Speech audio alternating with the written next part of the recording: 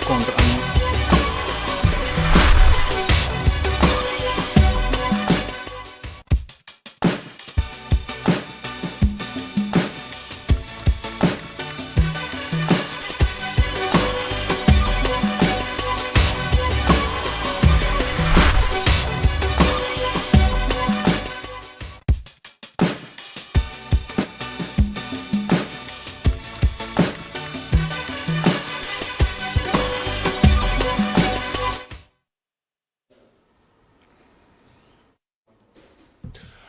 altine ñaar fukki fan ak juróom-ñett mbokk yi ci weeru février jaatum 2022 yéen ñi safooti ànd ak ñun ci ITV yegsi leen ak jàmm ci seen bloc d'information la totale mbokk yi ayu bés yi la yëpp xel yi yëpp ci diggante Russie ak Ukraine la nekk ndax li ko waral mooy cong gi xam ne dëkkub Vladimir Poutine moo ngi koy def ci kaw dëkkub Volodymyr Zelensky moomee tax ba waa OTAN taxawaay bu ñu am waaye ñoo Européen itam am seen taxawaay boo xam ne am nañ ko ak itam ñeneen ñoo xam ne ku nekk moo ngi yëy yàbbi ci xeex bi waaye xeex bi lan moo ko waral en tant que tel est-ce que mën nañoo dellu ci biir histoire ngir mën ci àndi ay leeral kan moo tooñ waaye itam xeex bi ndax nekk na lu mën a wëy est-ce que Russie ak doole gi mu am dina mën a wëyal xeex bi lee su fekkee ne xam nañ ne ay daan yu jëm ci mbirum koom-koom ak yeneen ñoo ngi koy tàmbali te teg ci ndoddam yooyu la ay poñ loo xam ne tey dañ ci am mbégte waxtaan ak kiiti docteur Ousseynou Ka nekk enseignant chercheur docteur en sciences politiques nekk itam spécialiste ci question de défense et sécurité internationale di jàngale fële ci université bu Thiès docteur ñu nuyu la bàyyi la nga nuyu Sénégalais yi ñuy seetaan waaye itam ñi nekk ci bitim réew. Alassane ñu ngi lay nuyu bu baax ci invitation yi aussi di nuyu ñi nga xam ne ñu ngi seetaan ci émission bi ñu tudd bloc d'info. waaw bon ñu ngi essayer tey leeral tuuti ci li nga xam ni moo xew ca Ukraine.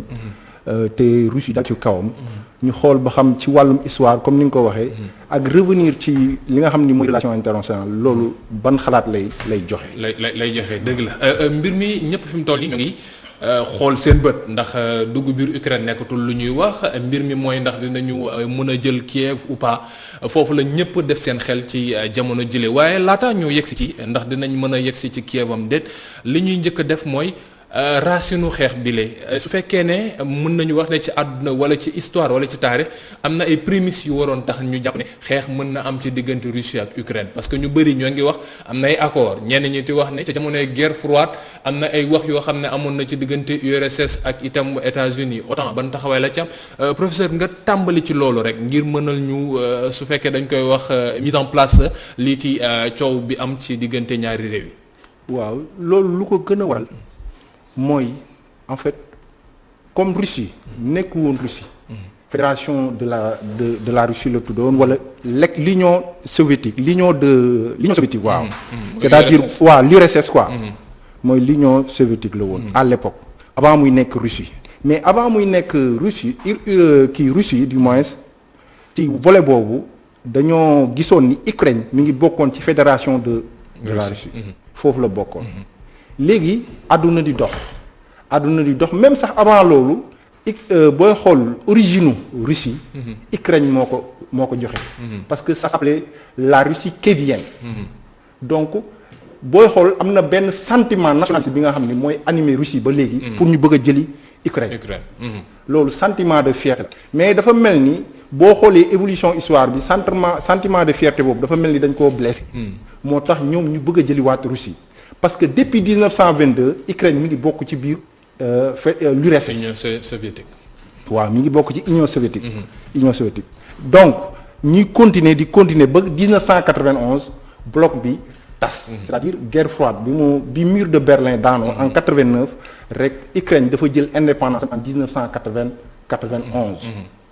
léegi bi mu jëlee en 1991 dañoo ressentir ni Russie dafa perdre puissance am. parce que ñaari bloc ñoo nekkoon fii fédération de la Russie moo fi nekkoon wala l'URSS ak États-Unis deux blocs ñoo fi nekkoon di xeex bloc de l'Est ak bloc de l'Ouest ñu dem ba nga xam ni bloc de l'Ouest bi gagné na bloc de l'Est ñu xool ni léegi benn pôle de puissance moo fi nekk pôle de puissance boobu États-Unis moo ko incarné dem na sax ba waxatuñu seulement puissance mais on parle de hyperpuissance donc dooleem dafa dépassé daywa su ma ko mënee waxee noonu ci wolof léegi ñu ñëw noonu l'URSS Ukraine jël indépendance am donc en 91 bi mu ko jëlee dafa mel ni ay pro-russe ñooy nekk ci pouvoir bi.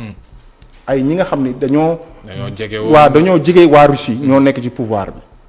ñuy xool évolution di am ba 2004 bi mu ñëwee benn président bu fa nekkoon bu tudd Luvchenko.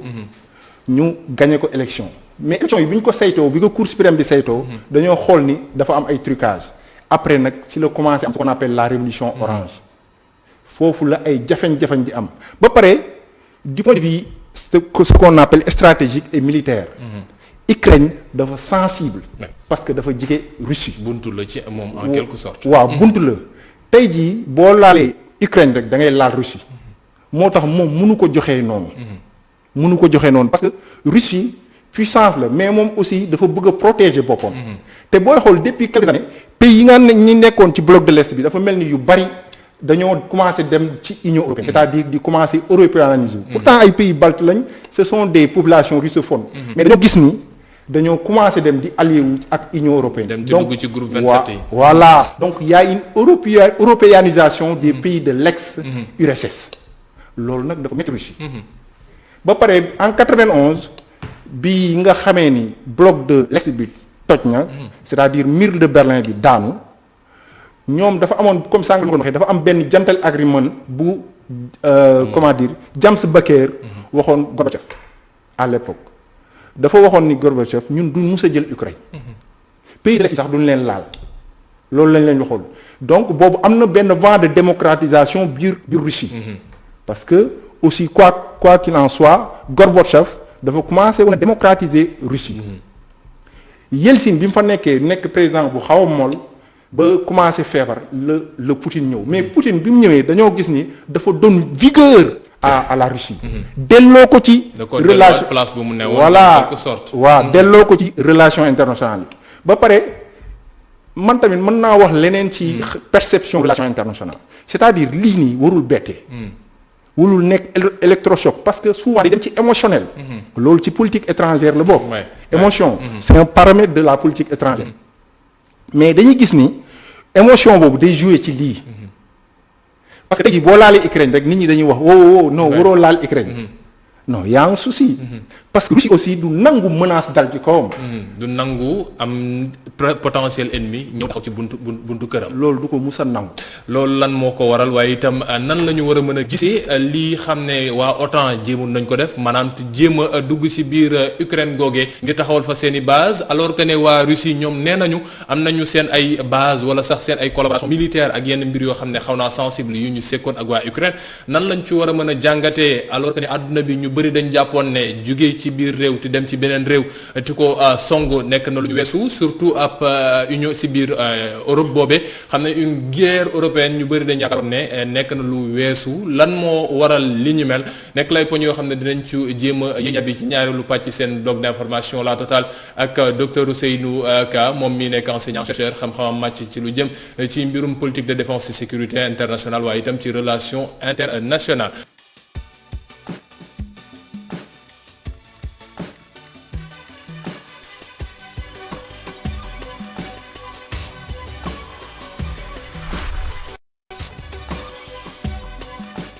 ñu egsi si ñaareelu pàcc seen bloc d'information la totale ni ma leen ko doon waxee ci tàmbali bi tey ñuy waxtaanee lu jëm ci mbirub xeex bi am ci diggante Russie ak Ukraine lan moo undu ci ginnaaw cong gi xam ne waa dëkkub Vladimir Poutine def nañ ko ci réewum Zelensky ci mbirub histoire waaye itam ci Union européenne yan xital la war a mën a am su fekkee ne mbir yi gën naa sore ndax waa Russie sa fan yi yëpp ñoo ngi taxaw ci buntu Kiev waaye ba léegi yegseeguñu ci centre de contrôle yi xam ne moom la ñu soxla ñu waxtaan bi nag tey dañ ci ànd ak docteur Ousseynou Ka moom xel nekk enseignant chercheur nekk docteur en sciences politiques et spécialiste des questions de défense et sécurité internationale docteur sànq yaa ngi doon leeral par rapport ak lu jëm ci histoire mooy groupe gentleman agreement bi xam ne amoon na ci waa URSS ak waa États-Unis yuñ ci waxtaanee woon ba ñu ne noo ñu dugg ci yenn réew lu ci mel ne Ukraine mais suñu gisee mbir yi ci avancé am ay traité yoo xam ne ñoo ngi koy yëkkati maanaam lu ci mel ne traité de Minsk mi xam ne dañ doon wax ne dafa taxawoon ci diggante Ukraine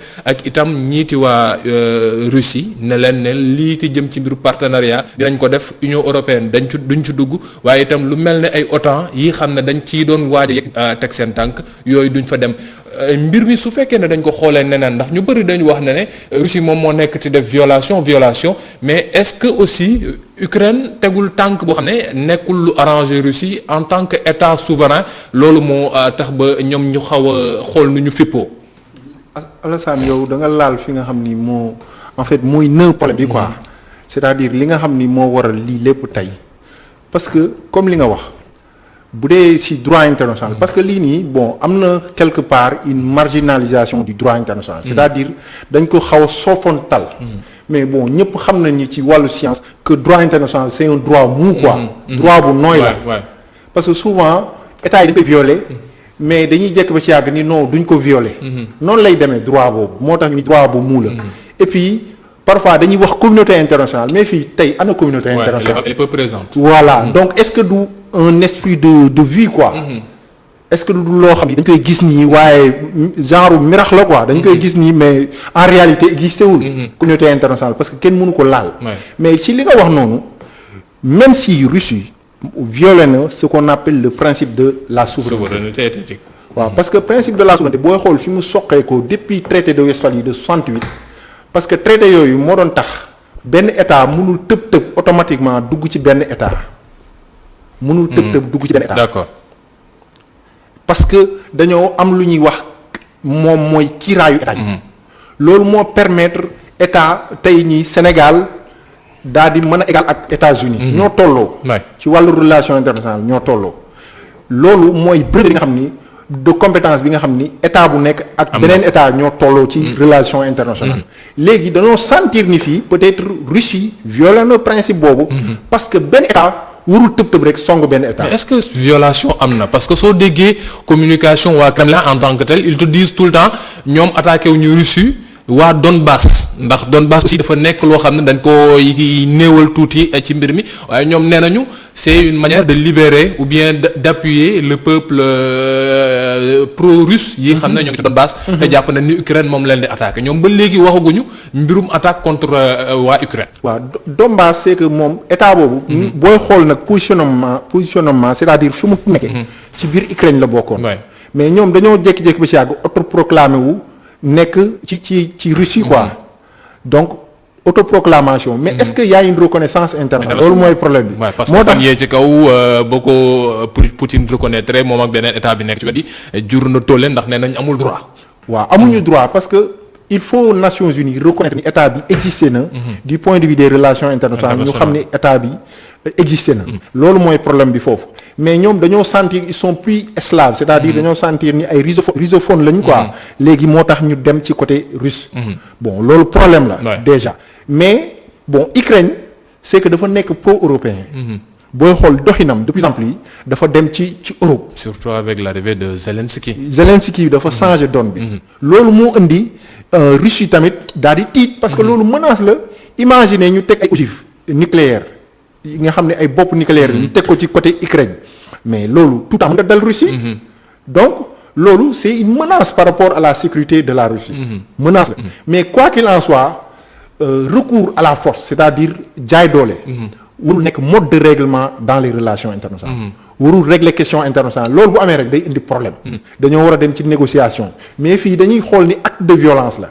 c'est-à-dire moom dafa recourir à la force donc loolu problème la. moo tax ma ni la dañoo violer un peu principe même si y a une menace ils ont violé le principe de la souveraineté parce que lu tax loolu am importance suñu commencé violer le principe de la souveraineté kon dañuy revenir avant Westphalie. parce que léegi ñun dañoo demoon ba nga xam ne àdduna dañuy ñu ngi toll ci monde post-westphalien. bu nee monde post-westphalien c'est-à-dire que léegi souveraineté sax nekkatul baromètre bi nga xam ni mooy mesure état yi. demoon nañ ba toll foofu mais ci guerre bi lañ xamaat dañoo ñëwaat vers l'état. quoi qu'il en soit l'état moom mooy gérer sécurité état yi. dañ cee delluwaat. donc lii mi ngi wane ni daal principe de souveraineté. violé nañ ko ñaar recours à la violence warul nekk mode de règlement des différends entre états warul ko nekk ak leneen am na loolu laal nga ci OTAN parce que dafa mel ne nëwu xeex bi OTAN la waaw OTAN la parce que xeex bi Russie dafa mel ne njëkk dóor la maanaam xeex ñu ni dañuy nappante mu ni xaaral ma njëkk dóor laataa ñoom ñu ma jege si parce que autant danaa suñ néew su waa Russie xoole woon tuuti peut-être ñu am base arrière biir Ukraine. loolu dëgg la parce que sànq li ñu waxoon ci parce que ñoom dañoo promettre européens yi dañoo promettoon ni Russie ñoom duñu laal Ukraine. mooy ci gentleman agreement. waaw ci gentleman agreement ñu dem ba ci yàgg ñu changé loolu ñëw Pologne 7 états presque dem bokk ci Union européenne. état balte yi waaw ci état balte yi loolu problème la. am yeneen états yu nekk ay membres de l'Union européenne. non y a un souci. Russie dafa sentir ni dañ ko donc loolu menace la. ba pare dañoo ñëw ci li nga xam ni mooy zone d'influence. parce que zone d'influence mooy permettre état bi nekk puissance. parce que quoi qu'il en soit dans les relations internationales c'est un monde de gladiateurs. Les états ne défendent que leur intérêt. fii intérêt rek la. parce que loolu mooy yokk sa puissance. parce que il faut am sphère d'influence boo ko amul doo nekk puissance. loolu tey jii moo xool entrechoc bi. c'est ce qu'on appelle les boules de billard. dañ koy wax di joxe figure de style boobu. donc entrechoc la quoi qu'il en soit day am dajaloo.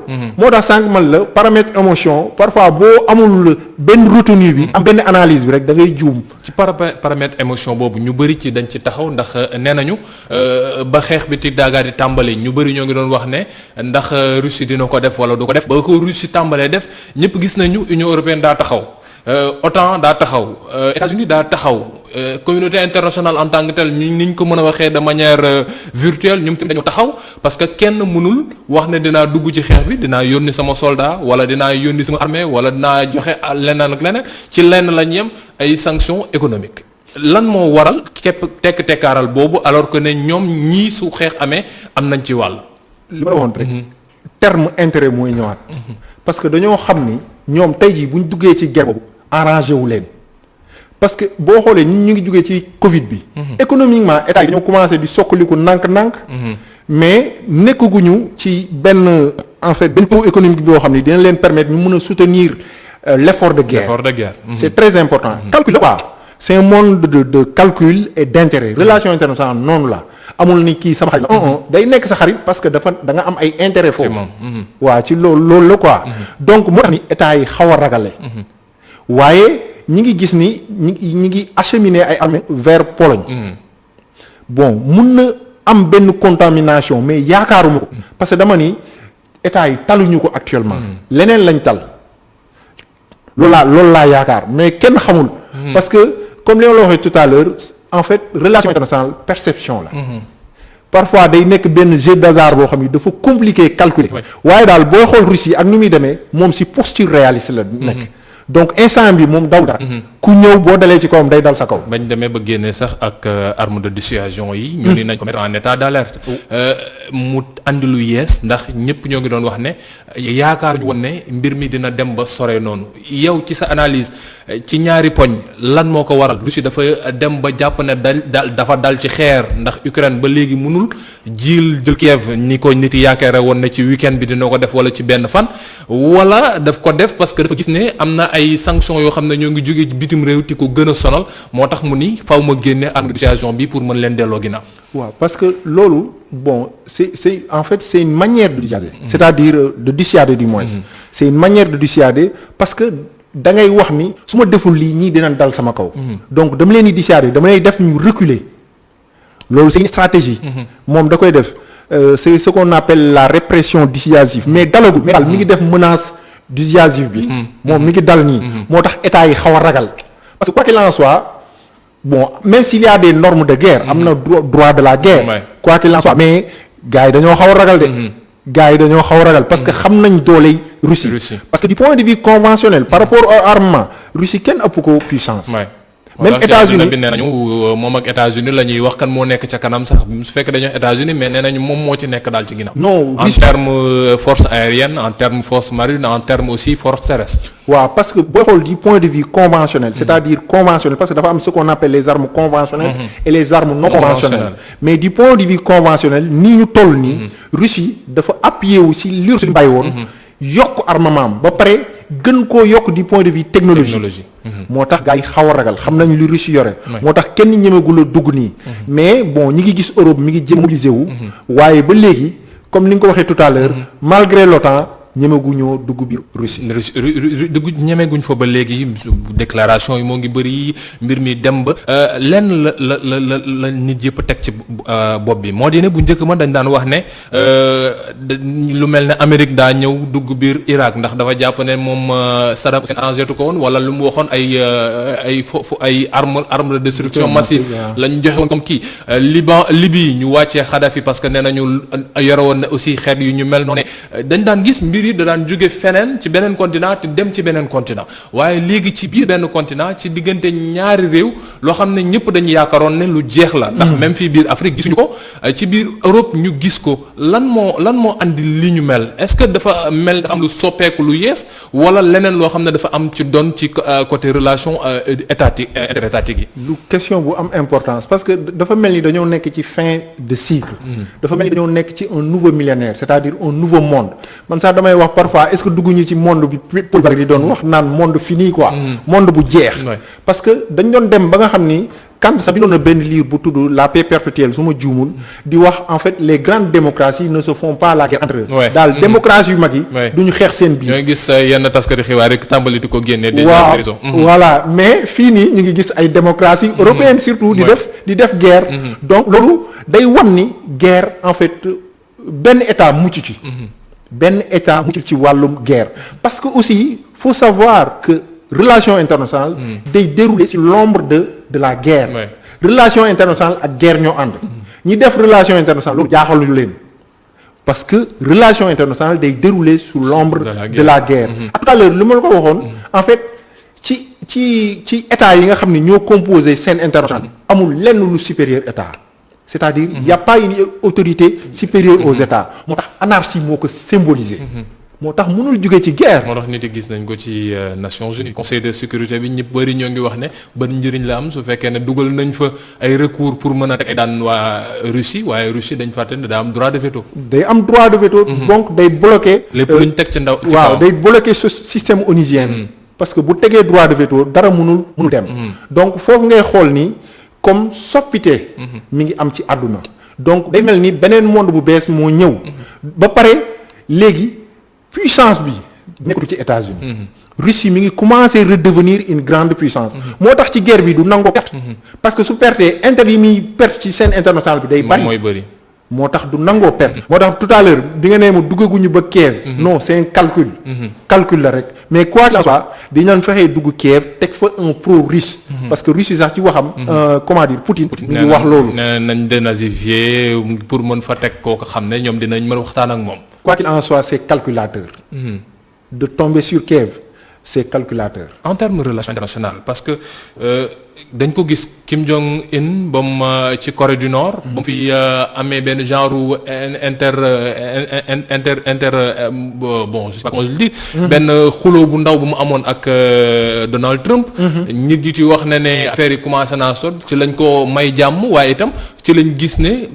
mbiram commencé gën a ubbeeku. Chine aussi ba ñuy wax ne dañuy xeex ak moom ci mbirum koom-koom ci la mbir yi gën a redessiné wu mu gën a am ab assise am est-ce que de Russie instant yi nii muy doxalee nii pour gën a repositionner l'Union soviétique la wala gën a doolelaat lii ci URSS mi xam ne ñu bëri dañuy yaakaaroon ne daa dellu ginnaaw wala nekkutul ab réew bu war a am ab signification la. pourtant Poutine waxoon na ko bi muy ñëw pouvoir. dafa waxoon moom day redorer blason bi nga xam ni Russie amoon na ko bu njëkk ba c'est-à-dire dafa amoon benn fierté blessée. Russie dafa demoon ba nga xam ni dafa nekkoon en état de délabrement mais moom dafa ñëw bi mu ñëwee dafa wax day dolli Russie doole. même booy xool ci doxinam. culte de la personnalité ak aristocratie bi mu teg nii da ngay xam ni kii loolu mooy objectif am.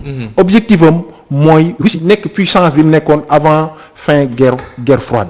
dollee ko doole mu nekk une puissance dans les relations internationales parce que tamit quoi qu'il en soit soo nekkul puissance dans les relations internationales mënoo exister. et relation internationale aussi rapport de force la. mënoo ko ci génnee. moo tax sax am na benn. xeexu kuy la rek. voilà même am na benn xeltukat bu mag. bu tudd Karl von Clausewitz même sax kooku dañ ko déclassifié woon ci parce que dañoo waxoon livre boobu c'est dépassé ça s'appelle de la guerre mais dafay wax en fait la guerre est une continuation de la politique par d'autres moyens. c'est-à-dire guerre dafa nekk continuité bi nga xam ni dañ koy utiliser pour d'autres moyens. politique la daal bu ñu utiliser pour d'autres moyens. xeetu politique la. waaw yeneen xeetu politique la. voilà pour résumer. loolu la quoi donc nga xam ni c'est juste une stratégie. du dara stratégie la rek.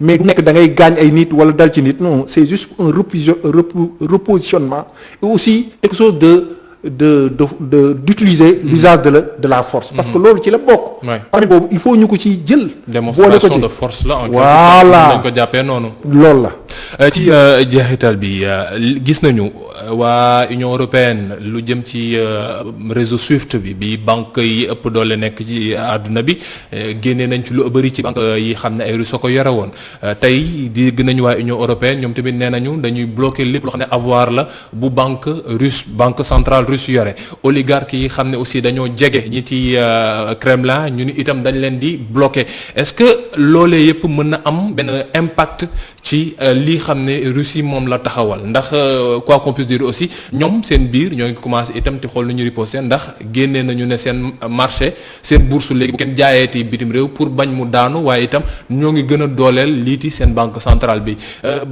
guerre bii nii nekk ci terrain bi guerre des armes est-ce que mënul dem bouger ci beneen côté ci guerre économique boo xam ne mën na am impact ci yeneen boor parce que bu ñu fàttali ne gaz ak pétrole moo ngi Russie. waaw moo parce que am na yeneen intérêt. du juste parce que mën na nekk politique mën na nekk diplomatique mën na nekk économique aussi. comme ni nga laalee volet économique bi. mais booy xoolee sanctions yooyu c'est un moyen juste.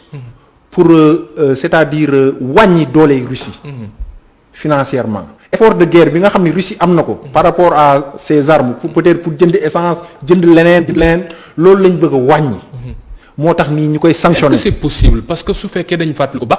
annexion Crimée ba muy am ay xeetu daan yu mel nii amoon na mais entre-temps dafa mel ne ñoom jàng nañ ci ba gën a dooleel seen bopp ndax koppar yi ñu wax ne dañ leen koy daan dégg nañu ñenn ci ñoom ñu ni c'est comme si ce n'est rien.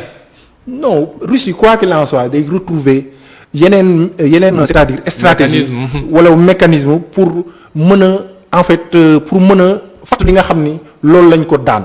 c'est-à-dire day trouver yeneen ressources. voilà pour mën a développer économie bi. quoi qu'il en soit. parce que booy xool nii européens yi sax dañ ciy gaañu. parce que Russie da daan jënd lu bari surtout surgelés yi. booy xool biir Europe dafa daan jënd. yeneen Auchan am na tamit ay intérêts. européens yi nga xam ne mi ngi biir Russie. donc am na yeneen yu bëri. li nga wax nii tout à l'heure gaz bi. ñi ngi sanctionné mais gaz bi ak pétrole bi laalaguñu ko de. ba léegi waaw laalaguñu ko ndax. dafa laal seen i intérêt tey jii bu ñu ko defee ñoom du ñu amati gaz du ñu am électricité moo tax ñu bàyyi côté boobu donc nga xool y a un calcul d'intérêt xam nañ li ñuy laal mais quoi qu'il en soit li ñuy laal nii pour man mënul wàññi doole Russie. pour terminer parce que il nous reste juste 30 secondes docteur est-ce que fi mu toll nii mën nañooy wax ne lii ci Union européenne lii ci OTAN xam ne nekkoon na ci ay yànq-yànq mën nañoo jàpp ne lii ci xeex bi dafa gën a wàccee. parce que ñu bëri ñoo ngi doon wax ne dafaw ñu gën ko dooleel Macron yi nekkaat léegi président France bon disons moom moo nekk présidence Union européenne ñu bëri doon wax ne dafay gën a jéem a yëkkatiwaat est-ce que lii wàccewul seen yaakaar yépp. waaw quelque part wàññi na puissance su OTAN mais puissance su Union européenne. xaw na ko laal. parce que ñu bëri dañoo defe ni woon bu Russie laalee Ukraine rek. bloc d'OTAN bi rek OTAN day ñëw. rek dal ci kaw Russie mais dañoo gis ni. am na hésitation. même Zelensky bi mu njëkkee jël discours dafa wax ni tey jii Europe dafa war a wane ni moom dafa bëgg a jàppale Ukraine mu dugg OTAN. mais boobu ba léegi gisuñu OTAN intervenir na. bon ñu ngi wax dañuy acheminer ay armes mais yooyu yëpp ay wax la. acte bi bàyyi leen sa proposé ko ne ko soo bëggee ñu évacuer la soo bëggee moom bañ na nee na nañ ko jox ndimbal moo gën. il y a toujours un calcul d'intérêt. parce que dans les relations internationales il y a pas d'intérêt. il y a pas d'abus, il y a juste des intérêts. donc dañoo xam ni dal ci Russie du seen intérêt. te économiquement mën na leen a laal comme ni ma la ko waxee te bëgg nañoo jug.